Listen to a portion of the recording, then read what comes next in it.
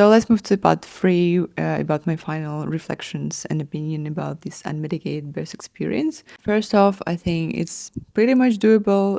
Lots of people go through that. I actually think it's really good that more and more people start to learn about these things and try to make more conscious choices, consider all the options and consequences and potential risks. At the same time, I think everyone should personally choose what's best for themselves. For example, if you know you're really not tolerant to pain, if you know that you're anxious, if you know that you're not properly mentally and physically prepared, it's probably best to go with the epidural from the very beginning and just, have it in your plan, especially if it makes you feel safe and more sure about your birth experience. Another thing, as I mentioned earlier, I would also have different scenarios and I would be open to all of them because anything can go wrong or differently in your birth experience and you should be ready for it. So I'd suggest not to just strictly stick to one of the plans or one of the scenarios and just be very upset if something goes wrong, because I think that's one of the reasons why some people actually get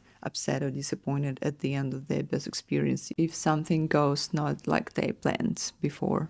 Just having low expectations is also pretty fine. I think it's very important to stick to the positive stories and listen to the positive experiences and how people went through that and what helped them, instead of focusing too much on what can go wrong. Another very critical thing, in my opinion, is that if you got your decision made already in your head, if you kind of stick to this and you're not really ready to easily change that direction, that would also be very helpful, like a guiding line for you in this very blurred, very challenging experience that you'll have. Also, if you have a supportive birth partner, not necessarily your husband or your life partner, but if you know that there's a person who will be protecting your space and protecting your opinions and your choices, it's also another big part of the success. And if you're planning to give birth soon, I really hope you have a great experience. Everything goes really well.